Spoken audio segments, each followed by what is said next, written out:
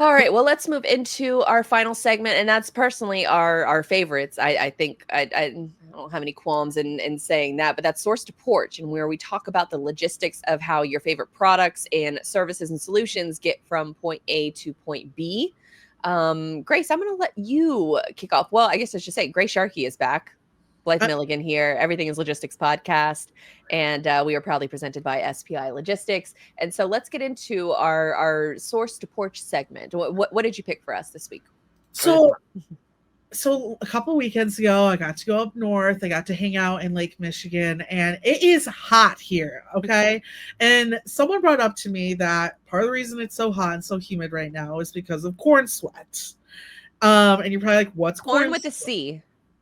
Corn with, well, yeah, the other corn too, like the. No, I didn't. When you first said it, I was. Corn with a C. Yes, yes, corn on the cob, corn sweat. I thought you're like talking about like corn the band. I'm like, well, they're great too. No, I thought you said the P word. No, corn. Okay, gotcha. YouTube, you caught that? Corn sweat. Which I did put a short video in there if you want to throw that up on what exactly. And I will say on this video too, shout out to my little brother. This was actually produced by him and his daily job. Does he work in news? Yes. Okay, hold on. Let me bring it up. Give us hot weather. Hot weather. So what happens around the Midwest? This is a Midwest thing too. Iowa, Missouri, they all struggle through this. It's corn season. Our corn is growing. The deers are running out. It's insane out here. But the corn is actually contributing to the humidity levels through what it's called as corn sweats. And this kind of gives you a little bit of detail. Shout out to WLNS, local news. My little brother is the director of photography there. Shout out to Joe Sharkey. But here's a little taste of what corn sweat is. Welcome back for this week's Weather Wednesday. Corn sweats. You might not know what that means, but chances are you've seen it happen. Here's meteorologist Kelsey Emery to tell us all about this summertime phenomenon. If you're from the Midwest, then you're probably familiar with the phrase corn sweats and are probably used to hearing it around this time of year. But did you know there's a scientific name to what is actually going on? Let's dive into the science behind this phenomenon. As the crops of the Midwest, typically corn and soybeans, grow and mature, they too need to stay cool in the summertime heat. And just like we humans sweat to stay cool, plants do the same thing. The scientific name for this process is evapotranspiration, and according to the National Weather Service, this happens when water from the soil or leaves of a plant is transferred to the atmosphere. Now, this happens throughout the growing season. However, it reaches its peak as the crop continues to mature, which is typically during the late summer months towards the end of July and early August. Now, how does this impact the heat and humidity? Well, as the corn sweats occur, moisture from the plant is picked up by summer breezes and added directly to the air surrounding the crops. That added moisture from the crops can allow dew points to increase anywhere from 5 to 10 degrees, which only allows those feels-like temperatures to soar, providing little relief during the day and well into the night. So when you're sitting here and you're like, why does it feel like Florida in August?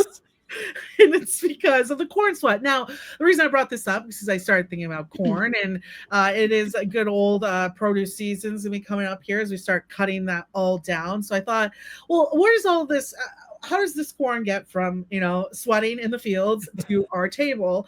And I specifically, I'm a big Michigander, so I thought interesting to see like where the Michigan corn in particular goes to. I'm surrounded by it. It's all over. If you can see, well, you can see it in my backyard, but if you went about a mile out, it's all corn for miles and miles. Now, it's interesting though, because corn has a very interesting like shelf life. It has to immediately get off, and within days, if not particularly hours during peak harvest, it has to get to the stores quickly. So volume wise, about 86 million pounds of corn is produced by Michigan alone. And a large part of it actually stays within the state. For Michiganders, for all those out there, Michigan really focuses more on like the sweet corn as well. Now it does get processed and taken off the cob at some point too for the canning aspect of it. So if you're buying sweet corn in stores, a lot of times that comes from Michigan. That of course goes to the manufacturers. They put it of course in cans to preserve its shelf life, keep it going longer. And that's, most of that, of course, stays here in the United States too. Now, what I think is interesting is a lot of times, this is more for the dried corn out there. It's usually will be seeded and then stored until it needs to go out in late winter and spring. So this is to replant it as it goes on. And that usually stays within the Great Lakes regions as well. But a lot of Michigan corn goes to Indiana, Ohio, Ontario from there. If you've ever, so I really wish I was babysitting my friend's dogs right now, because she lives right next to one of the large corn processors, and they are what they call elevators. If you've ever seen one, they're these huge grain elevators, and a lot of times you'll see rails going into these big processors, filling up.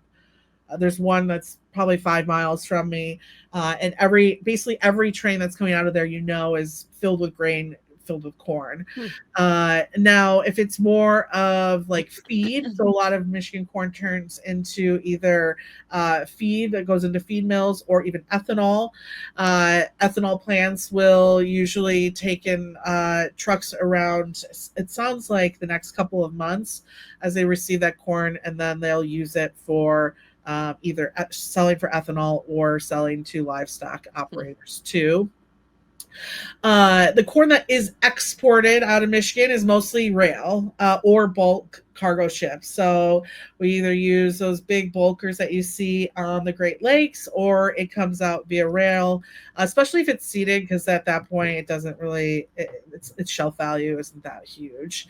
Vessels would carry that throughout the St. Lawrence Seaway, and a majority of corn that's exported out of the country, I'm thinking it was probably Canada, but actually a lot of Michigan corn goes to the Middle East and North Africa, usually between, it's depending on when that grain in particular is going out, usually heavy shipping season for that grain to those areas is around April, starts in April, goes through to December until the ground's too freezing, of course. And then outside of that, if it's going to Canada, of course, it's going over the Detroit bridges, and the new Detroit Bridge, I believe, will be open soon for that as well. But most of it is on the barges. And if you're ever visiting Lake Michigan and you love to see a barge and figure out what's in it, what's on it, and where it's going, download or go to boatnerd.com. Oh, thought you were going to say Open Tug. Or Open Tug. You could do Open Tug too. They all use the ILS or AIS data. Yeah, AIS. But I love Boat Nerd. It's just because Boat Nerd's Michigan based, it's Great Lakes only. But yes, Open Tug, because I wrote an article about them too, and they're awesome as well. One of my most popular episodes ever was really Open Tug that I had them on. I love, and it was because you suggested them, and because we did a barge episode, I think about a year ago. I love that. That's awesome. Anyway, did you know that the corn itself, that's the seed? I was just thinking, how do you plant corn? What does the seed look like? It's the actual kernel. Yeah, I knew that. I thought. Oh, you did know that? I did not know that. Makes sense. But you literally take a piece of corn off of a corn on the cob like this. Down? Yeah. It's like, yikes. Do you know where strawberry seeds come from? Peas don't work like that. Wait, peas? Green beans might, not peas. What other vegetables? I'm going off on a tangent here, but I was trying to think. Seeds aren't peas seeds for green beans? No. Peas are a different vegetable. Yeah. Get that look off your face. But peas are the seeds. Are they? Are peas seeds? I'm 90% certain. Yes. Yeah, they are? Yeah, for a pea plant. Probably before it's treated. Before your canning process. So I wonder at what point during the process do they take it out for seeds, or do they even need seeds? Are you talking about peas or corn now? Both of them. Like a kernel is like what pops in a popcorn. Yeah. That's the seed. And also the little thing on the corn. This is great. Wait. So like, a corn, you like tear it apart. Where did it? This is content gold. And so you could either eat it, and now the seed's gone, or you could dry it, and then or let it just dry out, and then it's the seed. It's the seed.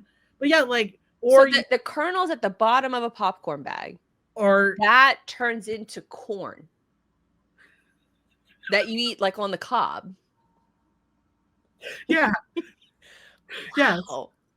I get okay. You know what? What I will give I never knew that. From the South, and so you're not around a lot of corn.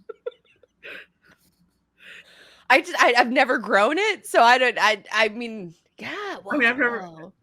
Yeah, it's like I'm trying to think of an equivalent for you. So just so I have a visual, the bottom of a popcorn bag. Yeah. Those are what's on a corn husk. Yeah, like if you're like, and then that turns into the corn the yellow kernels that you eat. The kernels are the same thing as this. It's kind of, here's for example. It's like a raisin. Raisin's a grape. But it's a dried grape. So that's the opposite end, right? Yeah. So the kernels that you see at the bottom of a popcorn bag, they're like the dried yellow thing that you. Whoa. That's completely different from this picture that I'm looking at on the screen right now. Really? Hold on. Let's see. I'm gonna show it. So this is what they're probably dried out. That's what corn seeds look like before they're planted. That doesn't really look like what's at the bottom of my popcorn bag. Like that looks like it was plucked straight from the corn on the cob. My mind is kind of blown right now. I don't know why they're purple. It says treated seed. Yeah, corn. treated. Yeah. Which seed treatment to prevent insects from damaging the seeds before planting. But they would be yellow if they weren't purple. Huh. And they're only purple because they're treated. So yeah, you could like theoretically. Now I think once you cook it, I like. Have you ever taken like corn right off the stalk? Have you ever cooked corn like? Yeah, like in the husk, and you gotta rip the stuff off, and it gets everywhere. And yes, so you know how they're like hard, and so you have to like boil it. So once I think you boil it, I don't think it can grow anything. Yeah, like you make corn, you have to like, or you might. A lot of times people will just like put it on a grill. We soak it. So we soak it in water so that outside like husk can steam it almost when we put it in the oven. Yeah. So that's how we cook it here. But I had no idea that what you see at the bottom of the popcorn bag is like part of that life cycle. I think where I'm getting confused is like, is that the start of the life cycle, what it looks like at the bottom of the bag? Or is that after you've cooked it and treated it? No, I think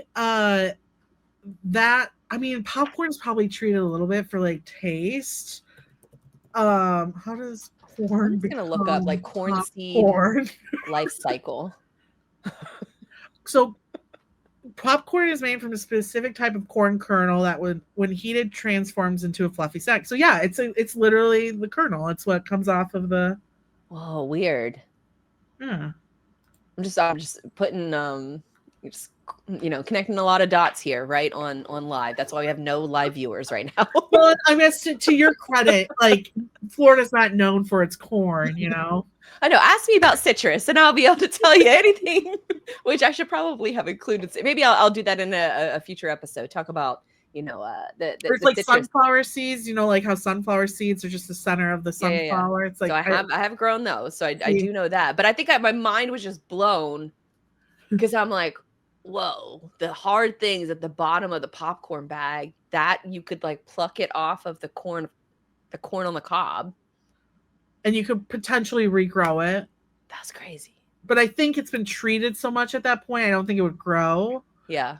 I think if you've ever gone somewhere and like you can buy corn that's like dried basically. Yeah. For like decoration. I think if you put that in the ground, that would grow. Whoa. Yeah. But it wouldn't be corn that you want to eat. That's like more like the livestock corn or like the ethanol type corn. It would depend if it's been treated, but if it wasn't treated and someone just like plucked it off a thing and let it dry, I think you would grow. Wow. You learn something new every day. I'm looking. Yeah, we're discovering here today. So yeah, there's your source to porch. I am going to, when I go to bed tonight and I pull up my YouTube playlist, I'm going to be looking at corn. And then my husband's going to say, what are we doing here? It's time for bed. Get this off of our that's TV. what I'm loving more is that knowing that your husband's going to be like, what's happening? Oh, I love it. We're all going to learn together. You learn something new every day. That's what I love about this. You taught me about SEO, which probably seemed super simple for you. And I taught you about corn, which felt super simple to me. And so this episode has been fulfilled. And corn sweats. I didn't even know that was a thing. But now it makes sense why some of my plants do a little bit better if I not only obviously water them, but water their leaves too. Yes. Well, and I think it's more so just knowing like at this time, like when it gets so hot and humid right now, it's because if I was more up north, not surrounded by corn, I wouldn't probably be as hot as I am down here. Yeah, that makes a ton of sense. All right, let's get into the last one and the last source to porch for this episode. And that's because I saw this tweet come across my timeline the other day. And for folks of a certain age, you might remember what this sound is. And I'm just gonna play it. And I know you're seeing it on the screen, so let's play the sound.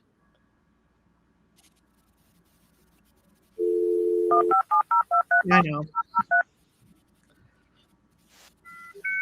We'll dial up your facts.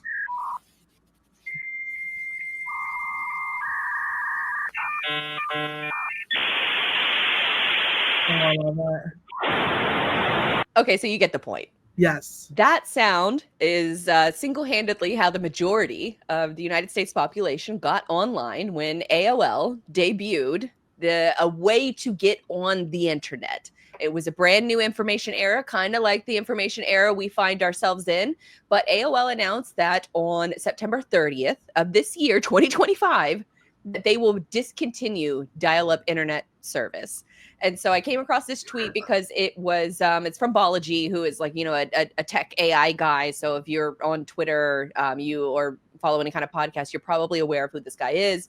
But because of this announcement, he tweeted out an image of what each of those sounds mean as you're making the dial-up process. And so you can't really see it on the screen here, but it kind of levels out. And I'll link to it in the show notes in case you want to take a look. But it got me thinking about a topic because this was a very important way, for a lot of us. I mean, I vividly remember, signing online, AOL chat rooms, getting online and getting information kind of in, real time and, discovering those early websites. That was very, obviously it's a new information era that a lot of us experienced and evolved into social media. It evolved into the massive amount of data that, we've been talking about so far in this episode. And it got me thinking back to a topic that kind of know and love, and that's the logistics of the internet. How do we send these data signals out to the world so that we can access the internet and then be able to, access all of this different kind of information? What does that look like? Is it really all in the cloud? And a short story, no, it is a bunch of big ass cables at the bottom of the ocean. Yes. And a bunch of ships are responsible for laying those cables all throughout the world. So in honor of AOL kind of, getting rid of the dial-up, which sidebar, my grandma still uses. I have to talk to her about this because even though she has like fiber internet, she still uses AOL to sign online. She doesn't have to, like she has internet, but she's just got used to the experience and doesn't want to get rid of it. Well, she's going to have to. I'm going to get, I got a text message the other day while she knows how to use text. So I was at the Jaguars game and she's like, how do I send a picture to my email? And I'm like troubleshooting this over text with her. And I was like, no, go to your email. There should be a little box with an arrow option. And, you got to be able to share the image to your email. And she's like, I can't figure it out. Here's the picture. Can you email it to me? So like I'm trying to watch the Jaguar game and then troubleshoot sending photos for my grandma. So that is her level of internet expertise, is that she just doesn't want to figure it out. She just hands it to me and tells me to figure it out. So I'll probably have to make a note of how to help her get online, even though she's already online. She doesn't have to do the dial-up process anymore. But that was a very like pivotal point of entry for the internet for a lot of people. Did you have to, do the whole like AOL sign online? I was the girl in my household who made it happen. I think my generation, like our parents weren't ever gonna figure it out, and we had to like tell them it's time for us to get internet. So yeah, 100%. And like having to like, hey, the phone's not gonna work, all that fun stuff. Yeah. Oh, Gerd Rocks My Socks is my AOL sign-in name. I previously have covered the logistics of the internet on Cyberly, RFP. Yes. This was on, a FreightWave show for about a year and a half. It was about B2B marketing and tech. But I covered this back then, and I pulled this image, and I don't know if it's actually going to show it. It won't show it, but I pulled this image because FreightWave still has all my image files for each one of my shows. But in very large text, I've been archived into a folder that says not airing. And then I have all of my image files. So I get it. You got to do your own like data organization. But if you're looking at the screen, or if you're just listening, what we are looking at is an image of all of the cables, the internet cables that have been laid across our oceans, all across the world. And it looks like flight patterns. And the process of laying these cables is really, really interesting. So I want to bring up a clip for that. Hold on just a second. These shorts like plates, so crazy every time. So this is how internet cables are laid on the ocean floor. I just realized I'm not sharing my screen. Great. Yeah, I was like, you were, but. Well, let's share it again. Here we go. Now we can start fresh. This is going to be crazy. I've always wondered this too. So if you're just listening, I'm just going to briefly explain it. They have these big ships, and they have almost like a giant wire coil that is on top of the ship, almost like I don't want to say like a flatbed ship, but imagine like a flatbed truck, but a flatbed ship. And they have these giant coils of the internet cables that they, has fiber optics inside of it. And I'll explain that briefly here in just a second. But here is how the ship is laying the cables at the bottom of the ocean. Did you know how internet cables have been laid in the sea to keep us connected to the internet anywhere in the world? You might be surprised to learn that these cables extend for approximately 1.4 million kilometers under the sea. To lay these cables, a special ship known as a cable-laying vessel is used. This ship is equipped with a round elevator machine that holds the cable. As the ship moves slowly, it unrolls the cable into the sea. In this way, it can lay between 100 and 200 kilometers of cable in a single day. Did you know how... You imagine just like being like a shark and you're like, what the? Well, what's crazy is that, so they've laid these cables for years. They actually, laying the cables down is a very similar process as it was back in 1865. Wow. So the transatlantic cable was first started in 1865 for the telegraph, aka conversations between continents that didn't require snail mail. So way back in 1865, they first laid that cable that would allow people from a different country to instantly talk with each other. Now, these cables have been laid across the ocean for obviously decades, hundreds of years at this point. And so now whenever they're laying these cables, especially some of the higher powered ones that are capable of more faster data, they have to also have tracking technology that finds out where the other cables are at. And so with the plow machine that you just saw, it almost works as a plow at the bottom of the ocean. And they're carving up a hole, almost like if you were to dig like lawn irrigation. So they're laying it that way until they find one of the older cables, which then the plow comes back up. They lay the cable on top of the other cable and then take the plow back down again. So they've gotten a little bit better about, laying some of these cables, but there's just a lot of them now on the ocean floor. And I think there was a moment during the Ukraine-Russia war where Russia was accused of like dropping their anchor in one of the, or maybe it was China. Somebody was doing something nefarious and they accidentally, quote unquote, dropped an anchor right on top of one of these cables, and it cut out internet for all of the folks in that country that were on the receiving end of that data connection. And so I thought that was that was really interesting on the laying of the internet part. But then there's also been several instances since we've been laying this cable as to what affects the internet from an operation standpoint. Y2K was one of the biggest fundamental issues that could have taken down the entire internet. And I'm going to bring up this video from one of my, hold on, let's bring up this one. I hate how anytime you bring up these short form videos, they just immediately play. So let me, all right, here we go. And this is going to explain a little bit about the Y2K bug and how it was almost a disaster for the global internet as a whole. Computer bug never actually happened. Up until the 1990s, computers conserved memory by only storing the last 2 digits of a year. However, with a century approaching, this meant that PCs wouldn't be able to differentiate between, say, 1901 and 2001. This is famously known as the Y2K problem, and experts estimated that entire industries would get wiped out. However, come midnight on January 1st, 2000, the expected issues ended up being minimal. So that's a good point from like the engineer standpoint, that they were able to reprogram the way computers function, because mass adoption of computers didn't even happen until probably the late 90s for mass adoption. So this is a problem that they were thinking about for a long time, and it could have taken down the internet as a whole, communications as a whole, which, may, kind of good or bad, but billions were spent rewriting software for the Y2K bug.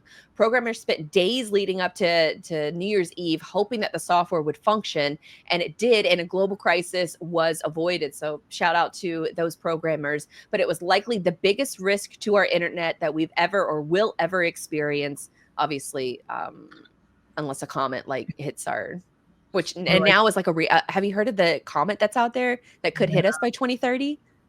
Yeah. Sidebar. Okay.